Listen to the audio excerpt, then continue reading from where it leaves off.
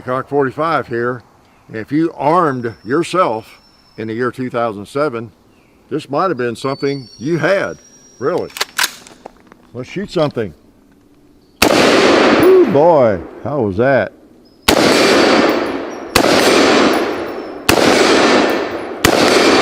Ooh, hits hard. How about a bowling pin? How about that 2-liter right there? Yes, this might have looked a lot like something you were armed with in 2007. So, yep, here we are again. Armed in 2007. Let's talk about it, okay? Put this on the table. I'll unload that chamber. Yes. Click. All right, so yeah, if you armed yourself in the year 2007, maybe for the first time, and you just went out and bought yourself a shotgun, a rifle, and a handgun, what you see on the table would have been possibly your choices. Not everybody's, maybe not even mine, maybe not even John's, but 3 viable choices you might have made. I'm not saying these are the best choices. These are not the military choices. These are just the civilian choices that some people probably made, you might have, okay, if you've been around. And the year again is 2007. You might not have been born then, but you probably were, most of you. And again, we're looking at a viable shotgun, a viable rifle, and a viable handgun that you might have chosen. So what do you want me to talk about first? I don't know. They're all pretty, aren't they? They're all the same color. They have that same look about them. You know, we're in the 2000s, right? No doubt about that. And again, 2007 seems like, to me, yesterday. But, you know, it has been a while. Let's see, it's 2020, 2007. I can't do the math. You know, I'm from Kentucky. But, you know, it's not been really all that long. But it was an interesting time in some ways. And, of course, here helps you put it in perspective. This year the first iPhone came out. Okay? Had a lot of those since then, haven't we? No, we're not sponsored by Apple. And let's see, Peyton Manning won, his team, the Colts, won the Super Bowl that year. He won the MVP. Interesting year. We posted our first video on YouTube in 2007. It was just some goofy thing, but I think it was shooting the buffalo and shooting through my car or something. You know, 2007. We had not yet really posted. I started to say a useful video. Have we yet? Yeah. But so is that kind of time frame. All right. So if you had chosen a shotgun, let's go with a shotgun. This is been a good choice, and it's been a choice a lot of people made. Mossberg 500, Mossberg 590 is what this is. Okay. You know, you had the 90, you had the 90A1, 590A1. This was a little less money, and you know, and it would fill the need, right? A pretty nice shotgun. Let's shoot the thing. 12 gauge shotgun. Again, is one of the choices I made back in that time period. I have picked up several of these, you know, safe, and not a bad choice at all. Remington 700 or Remington 870, lots of shotguns around, but this was one of them. And a smooth operator, and something that a lot of people are already maybe vaguely familiar with. You got an ambidextrous safety there. That's always appealing, and in 2007 that would have appealed to a lot of people. Still does, right? And you know, they just work. Now watch this one not work. Let's shoot that old jug. Oh, yeah. Oh yeah, they work. Bird shot. We got a couple more. Let's shoot the paper target with bird shot. How's that? Woo.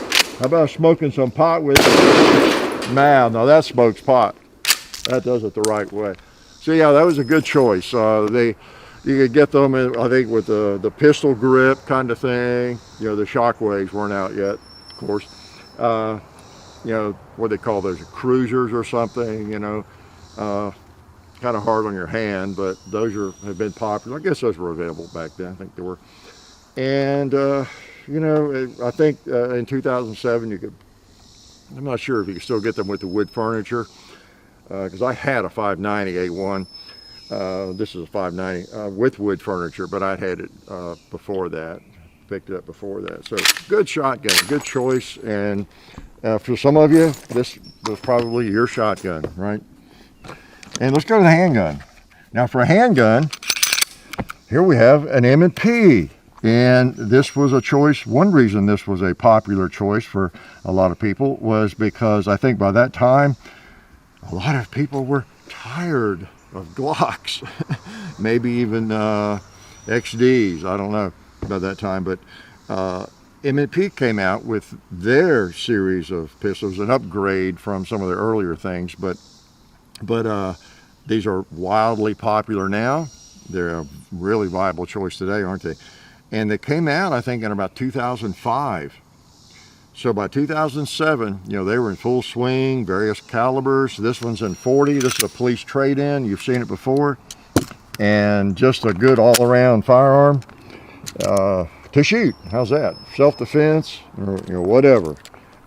These guns, one reason a lot of people would have picked this in 2007 is after handling a Glock, you know, you hear me complain about the grips. And they pick these up, so, oh, that fits like a glove as compared with a Glock, right? And they shoot.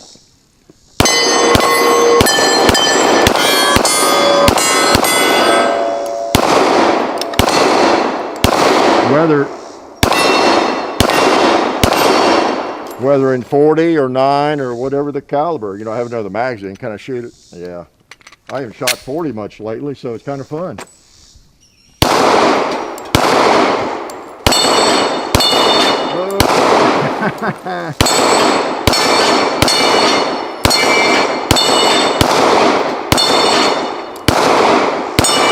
Boom. Yeah, pretty good old gun.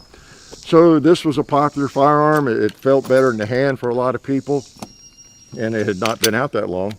It's got the magazine disconnect, get the magazine and pull the trigger. And you know, they came in a variety, you know, calibers, and then even sizes. Later you get the compacts and all those sorts of things. But just a good pistol, and everybody's familiar with Smith & Wesson, the M&P trademark. And so 2007, this would have been chosen by a lot of people, some of you probably, okay? And either 9 or 40, maybe 45. Just a good gun. So 2007. And of course, it's still a choice. That's the interesting thing about today. We're close enough in history that all three of these are still, you know, viable choices and common choices, right? So what about a rifle? Well, what do we have here? We have the Colt 6920, and 2007, this would have been a viable choice and fairly common, because I think it came out, the 6920, in around 1999, 2000.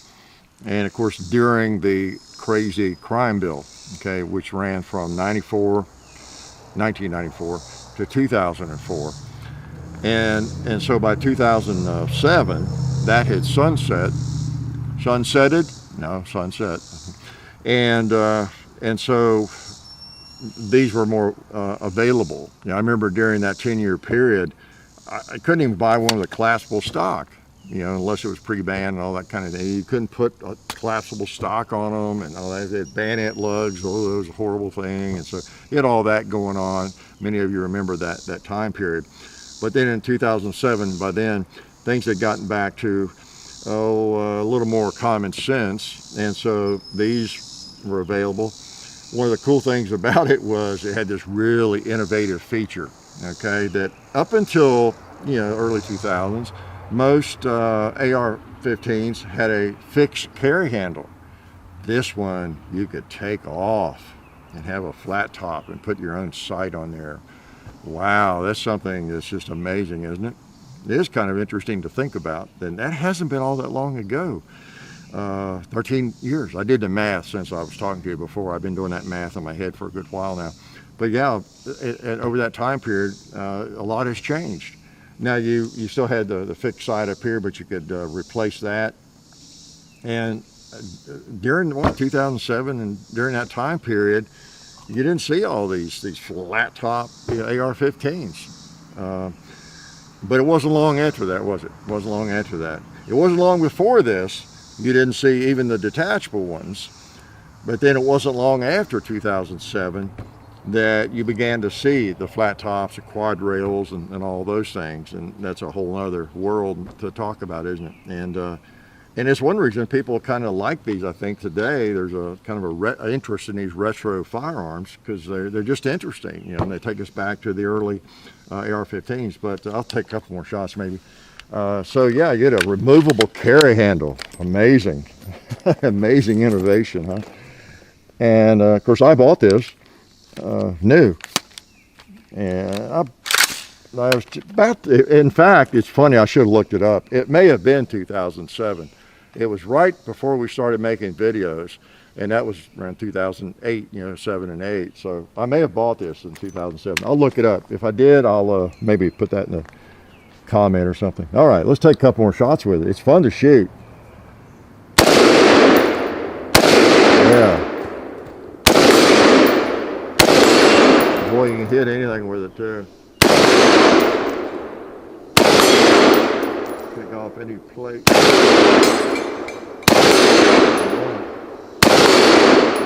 Or burn barrel.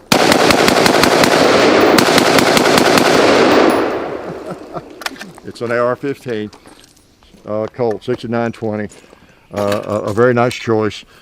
And again, it wasn't long before that, 99, I think, I bought a Bushmaster that had the fixed handle, you know, kind of that configuration. And so then you had this innovation, and then now we know what's come about since then, haven't we? So, but this would have been a very viable choice and a common choice, you know.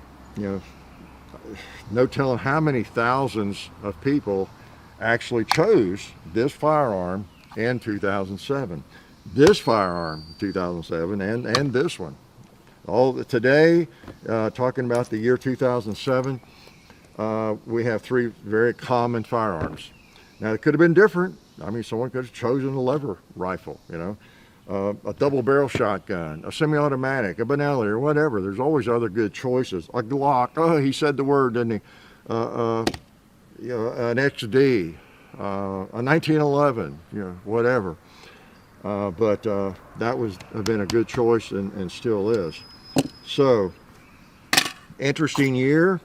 Hadn't been all that long ago. Many of you can relate to that year. You may still have some of your choices, you know, from that year, and they might be lying here on this table, 2007.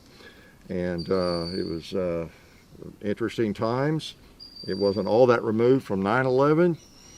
And it was after the crime bill, as I said. Things loosened up, and untold, I will say hundreds of thousands at least, millions of these have been purchased since then, which is great for the Second Amendment, isn't it? And so it's been good. It's been good since then. And these are 3 choices that I myself might have made. You know, I'm more of a Glock person, of course, with my polymer pistols, but I would have no problem with any of these 3. They all, when I pick them up and shoot them, I can hit what I want to hit, and they're good guns or quality firearms. And again, these are 3 of the possible choices that people made in 2007. Not the best choices, not the worst choices, not even necessarily my choices. Okay, but that's kind of what we have here. And we appreciate y'all coming out and you know, looking at these with us, because you know, somebody out there watching probably has all 3 of these, you know, and you might have even bought them around that time. So let us know. Let us know. Appreciate you coming out to watch, and I expect you to come back. Life is good. Tired. It's a long walk from where I had to shoot that. Oh man. Oh hey, didn't see you guys there. Since you're here, I want to let you know about our friends over at Talon Grips and Ballistol. TalonGunGrips.com. Check out everything they have over there. You can get lots of different grips, the stick-on grip textures for your handguns and rifle grips, so go check them out. Also Ballistol, they're a firearms lubricant or anything else you might need lubricating. It's water soluble and non-toxic. Been using it on the compound and cleaning all of our guns. It's a cleaner and a lube for over 10 years. So Ballistol, Talon Grips, definitely check both of those companies out. And also, while you're on the internet, don't forget to go to hickok45.com.